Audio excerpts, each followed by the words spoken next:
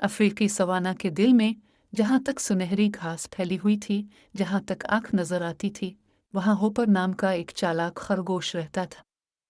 हर सुबह होपर घास में से टहलता, मीठी सब्ज टहनियों पर झपटता और दूसरे जानवरों के साथ कहानियों का तबादला करता। एक झुलसा देने वाला दिन, जैसे ही होपर मामूल से ज्यादा आगे बढ़ा, उसे ल्यू नामी एक ताकतवर शेर मिला।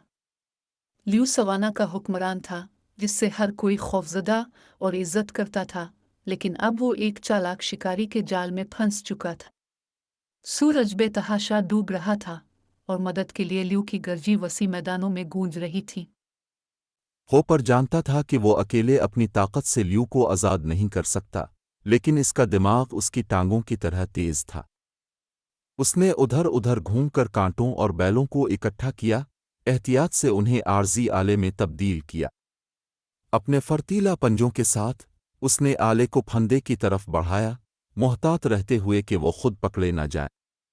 मिनटों की तरफ से टुक टुक सूरज की गर्मी तेज हो गई, लेकिन होपर साबित कदम रहा। एक दुरुस्त कट के साथ फंदा टूट गया और ल्यू आज़ाद हो गया। शेर का शुक्रिया अदा नहीं किया जा सकता था, और उसने हापर को उसकी बहादुरी के बदले कोई भी एहसान देने का वादा किया। अपने लफ्ज़ के मुताबिक ल्यू होपर का वफादार दोस्त बन गया। एक ज़माने का ताकतवर शेर हापर को सवाना के किसी भी खतरे से बचाएगा, और वो अफ्रीकी आसमान के नीचे खाने, कहानियाँ और हंसी बांटेंगे। जैसे जैसे दिन गुजरते गए, ल्यू और होपर एक न रुकने वाली टीम बन गए। उन्होंने अपनी अनोखी महारतों, होपर की तेज सोच और ल्यू की ताकत का इस्तेमाल उन मसाइल को हल करने के लिए किया जो सवाना को दो चार करते थे। जानवरों के दरमियान तनाज़ात को हल करने से लेकर खुश्क साली के दौरान पानी के ज़राए तलाश करने तक। इनकी दोस्ती ने सवाना के एक बार मुनक़सम जानवरों में इत्तेहाद और खुशहाली लाई। एक दिन शिकारी सवाना में वापस आया। इसका चेहरा अपने जाल के खो जाने पर गुस्से से मरोड़ गया। उसने जाल बिछाए और ल्यू और होपर को पकड़ने की साजिश की। हापर और ल्यू ताहम तैयार थे।